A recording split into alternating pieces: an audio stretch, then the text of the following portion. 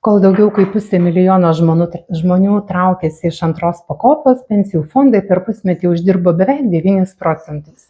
Tai gal visi pasitraukusieji padarė klaidą? Na, ne taip greitai. Pirmiausia, 8,96% nėra kiekvieno žmogaus fondo grąža. Tai bendras vertinis pensijų fondų vienetų vertės pokytis. Atskirų amžiaus grupių fondų rezultatai svyravo maždaug nuo 3 iki 12,43%. Antra, pasitraukęs žmogus neprarado visos iki jo pasitraukimo sukauptos investicinės grąžos. Ji buvo įskaičiuota į išmokamą sumą. Tačiau pasitraukusieji metų pradžioje jau nebedalyvavo vėlesniame fondo augime. Pasitraukusieji vėliau dalyvavo ilgiau.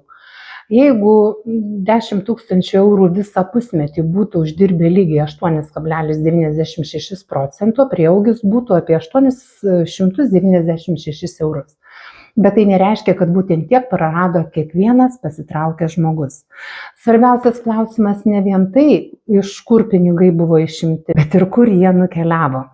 Jeigu pinigais buvo grąžinta vartojimo paskola su 18 maždaug procentų palūkanomis, toks sprendimas galėjo būti finansiškai naudingas. Jeigu pinigai išleisti arba tiesiog guli sąskaitoje, žmogus atsisakė būsimo investicijų augimo ir nebegaus valstybės skatinamųjų įmokų, jeigu į kaupimą nebegrįš. Jeigu pinigai investuoti savarankiškai, reikia lyginti grąžą po mokesčių, investavimo kaštus, riziką ir savo gebėjimą nenutraukti investavimo per pirmą rinkų kritimą. Vienas sėkmingas pusmetis negali atsakyti, ar 20 metų sprendimas buvo teisingas. Todėl ar pasitraukusieji suklydo? Vieni galbūt, kiti nebūtinai. Tikroji klaida yra pasiimti pensijai kauptus pinigus ir neturėti jokio plano, ką su jais daryti.